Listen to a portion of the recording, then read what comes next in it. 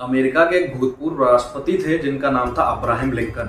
दोस्तों, जब Abraham Lincoln Bharat के दौरे पर आ रहे थे तो उन्होंने अपनी माता जी से पूछा कि माता जी, मैं भारत के दौरे पर जा रहा हूँ, आपके लिए क्या लेकर आऊँ।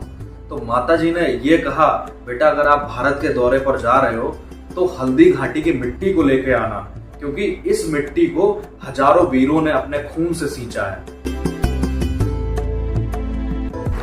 तो दोस्तों, इस बलिदान की धरती से संबंधित मैं आपको एक बहुत सुंदर कहानी सुनाने जा रहा हूं। तो चलिए स्टार्ट करते हैं इस कहानी को।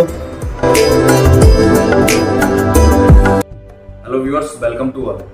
देखिए व्यूअर्स, आज हम लोग क्या कर रहे हैं, आज मैं आपको एक बहुत इंटरेस्टिंग स्टोरी सुनाने जा रहा हूँ। तो दोस्तों, ये जो स्टोरी है वो हल्दी घाटी के युद्ध की है। तो मैं यहाँ पर आपको बताना चाहता हूँ कि हल्दी घाटी का जो युद्ध है वो अकबर और महाराणा प्रताप के बीच में हुआ था।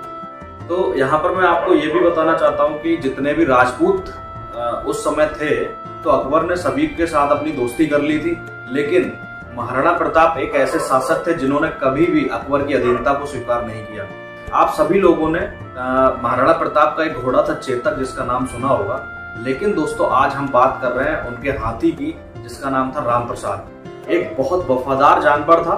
दोस्तों, जब हल्दी घाटी का युद्ध हो रहा था तो महाराणा प्रताप ने अपने हाथी राम प्रसाद के सूंड में 4 तलवारें बांध दी थी और इस तरह से अकबर की सेना को पूरा ध्वस्त कर दिया राम प्रसाद ने, और वहां पर कई हाथियों को मार दिया था। लेकिन बाद में अकबर के द्वारा ये आदेश दिया गया कि हमें सिर्फ महाराणा प्रताप को और जो उनका हाथी है राम प्रसाद को बंदी बनाना है।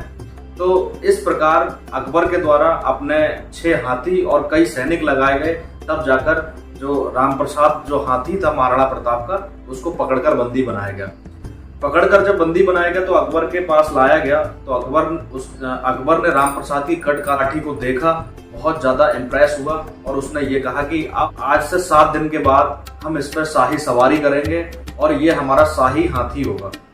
अकबर ने अपनी पूरी सेना को ये आदेश दिया कि इस हाथी की पूरी खातिरदारी की जाए और जो हाथियों को पसंद होता है वो सभी कुछ इसको खिलाया जाए। लेकिन एक वफादार योद्धा के रूप में था वो हाथी, जिसने अकबर के द्वारा दिया गया कोई भी सामान ना सूंघा ना खाया। राम प्रसाद जो थे, उनकी बहादुरी की कहानी हमें कई किताबों में देखने को मिल जाती है, लेकिन मेरे बहुत से दोस्त ऐसे होंगे जिनको ये कहानी नहीं पता होगी। अकबर के द्वारा जब ये सारा सामान राम प्रसाद को दिया जा रहा था तो उन्होंने उनके द्वारा दिया गया कोई भी खाना नहीं खाया और बस गेट की तरफ राम प्रसाद अपनी आंखों से देखते रहे और आंखों से आंसू बह रहे थे। उनको सिर्फ इंतजार था अपने मालिक का, जिसका नाम था महाराणा प्रताप। वो हमेशा यही सोचता था कि महाराणा प्रताप का आदेश ही माना जाएगा। वो इस प्रकार महाराणा प्रताप की राह देखते देखते 18 दिन बाद उसने अपना शरीर त्याग दिया।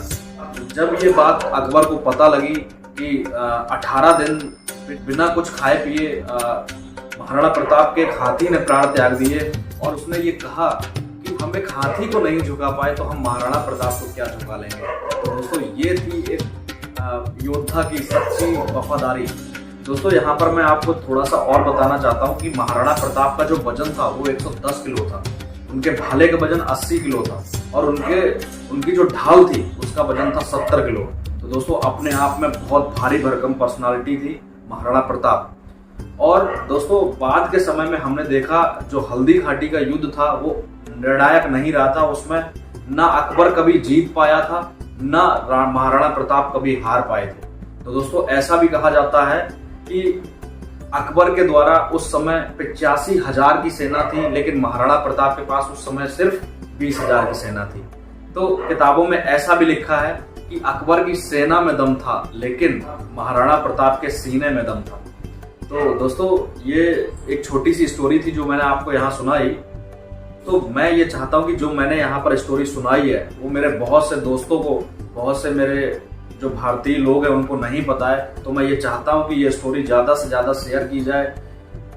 जानवरों की क्या वैल्यू है हमारे जीवन में, उसको आप शेयर करें, देखें, सभी जानवरों का सम्मान करें। और मैं यहाँ पर बताना चाहता हूँ, एक वफादार जानवर कुत्ता और घोड़ा ही नहीं होता, जानवर कोई भी हो, सभी जानवर वफादार होते हैं। इसलिए सभी जानवरों की रक्षा करें, जानवरों की सेवा करें और इस स्टोरी को दूर दूर तक फैलाएं। और महाराणा प्रताप हमारे वीर सेनानी थे, उनकी याद में आज जरूर आप लोग एक दीपक जलाएं। और इसी के साथ मैं आपसे विदा लेता हूँ। स्टोरी सुनने के लिए बहुत बहुत धन्यवाद, आपका बहुत बहुत आभार।